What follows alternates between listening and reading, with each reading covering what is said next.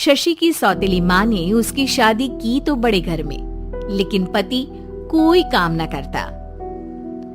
आप ससुर जी के साथ काम पर क्यों नहीं जाते? हाँ जाऊंगा, लेकिन कल से। आज जरा मैं दोस्तों के साथ घूमने जा रहा हूँ। शशि के 2 बच्चे होते हैं, लेकिन रमेश का हाल वैसा का वैसा ही रहता है। एक दिन, सुनिए ना, बच्चा रो रहा है, इसके दूध के लिए पैसे नहीं है। अरे तो पिताजी से ले लो ना। क्यों? अगर आप में कमाने की क्षमता नहीं थी तो शादी क्यों की? तभी घर आई बड़ी ननद बोल पड़ती है, आहा, तुम्हारी माँ को साफ साफ कह दिया था कि लड़का ना कमाता है ना कभी कमाएगा। हम 4 बहनें हैं इसका ख्याल रखने के लिए, और पिताजी का इतना सारा पैसा, तुम्हें किस चीज की कमी रखी है? लेकिन थोड़े ही सालों में तकदीर बदल जाती है। शशि का ससुराल गरीब हो जाता है। सब बिकने के बाद शशि अपने पति, बच्चे और सास के साथ किराए के मकान में आ जाती है। मैं कोई नौकरी करना चाहती हूँ दीदी। अरे इतने बड़े घर की बहू थी शशि, तुम नौकरी करोगी? नहीं नहीं नहीं नहीं। नहीं करूंगी तो घर कैसे चलेगा? बच्चों को भी तो पालना है ना। तभी शशि का भाई आ जाता है। शशि, ये ले राशन का सामान, किसी भी तरह की कोई भी जरूरत हो तो बताना। भाई, अब मैं नौकरी करूंगी। देख बहन, वैसे तो मैं तेरे साथ हूँ, लेकिन हाँ, मैं ये भी चाहता हूँ कि तू अपने पैरों पर खड़ी हो जा। शशि को एक प्ले स्कूल में छोटे बच्चों को संभालने की नौकरी मिल जाती है। एक दिन, शशि, मेरे स्कूल को अब तुम संभाल लो। मैं कुछ दिनों के लिए अपने बेटे के पास जा रही हूँ। लेकिन प्ले स्कूल अकेले मैंने कभी नहीं संभाला है। अब ये सब मैं नहीं जानती। इतने महीनों में तूने जो देखा, बस पूरे आत्मविश्वास के साथ उसे करना। शशि नीलम के जाने के बाद पूरे 1 महीने उसका स्कूल अकेले संभालती है, और फिर एक दिन आता है जब वो अपना खुद का स्कूल भी खोल लेती है। वाह शशि, तुमने आज मेरा सर गर्व से ऊंचा कर दिया। तुम्हारा यही आत्मविश्वास तुम्हें बहुत आगे ले जाएगा। नीलम, बहुत आगे जाने की चाह नहीं है, बस ये छोटा सा स्कूल मेरे बच्चों की अच्छी शिक्षा में मेरी मदद करे, यही मैं चाहती हूँ। शशि थोड़े थोड़े पैसों से ही अपना परिवार पाल रही थी। एक दिन उसके घर उसकी बड़ी ननद आती है। अरे भाभी, घर में कूलर तो लगा लेती, मेरी माँ को कैसे पंखे में लिटा रखा है?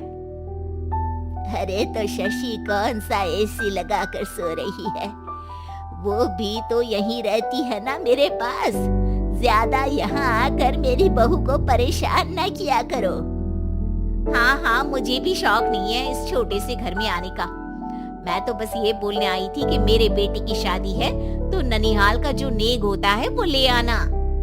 हाँ, जितना बनेगा कर देंगे, और ना हुआ ना तो वो भी नहीं करेंगे।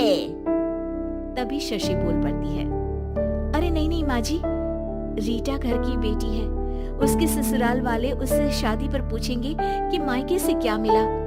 रीटा, तुम मुझे सामान की लिस्ट भेज देना, मैं पूरी कोशिश करूंगी कि तुम्हारी हर डिमांड को पूरा करें। अच्छा, मैं खाना लगाती हूँ। शशि ये बोलकर किचन में चली जाती है।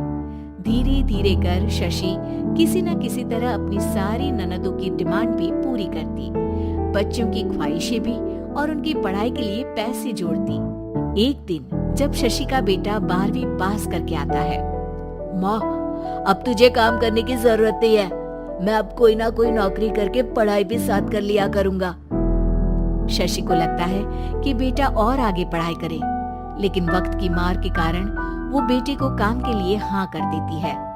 अब बेटा एक बैंक में चपरासी बन जाता है। लड़का, देखने में तो बड़ा अच्छा है, अंग्रेजी भी पटर पटर बोलता है, फिर चपरासी क्यों? लड़का सारी बात मैनेजर को बता देता है। अच्छा, तो मैं तुझे एक मौका देता हूँ, तू यहाँ रहकर दूसरे डिपार्टमेंट का भी काम सीख। अगर तू किसी एक का भी काम अच्छे से सीख गया तो मैं तुझे यहाँ टेबल चेयर में बैठने वाली नौकरी दे दूंगा। लेकिन एक दिन शशि की ननद उसे फोन करती है। अरे भाभी, देखो मायका तो मेरा तुम लोगों से ही है। मैंने आपके बेटे और मेरे भतीजे प्रदीप के लिए यहाँ एक नौकरी देखी है, पूरे 5,000 मिलेंगे। वैसे करता ही क्या है, चपरासी ही तो है ना। कोई बात नहीं रीटा, मैं उसे इस शहर के बाहर नहीं भेजना चाहती हूँ। बाकी वो शाम को आएगा तो मैं पूछ लेती हूँ। वहीं प्रदीप मैनेजर की बात से खुश हो जाता है और मैनेजर के काम पर ही नजर रखने लगता है। वो उनकी तरह के पेपर पढ़ता, काम करता और आने वाले लोगों की बातें सुनता। एक दिन बैंक में ऑडिट वाले आते हैं। ये गलत है, पूरी बैलेंस शीट नहीं मिल रही है, कहीं ना कहीं गड़बड़ है। ए मैनेजर, क्या करते हो? बैंक के पैसों का हिसाब सही नहीं है। मैनेजर के पसीने छूट जाते हैं। तभी प्रदीप वहां जाता है। अब क्या मैं ये बैलेंस शीट देख सकता हूँ?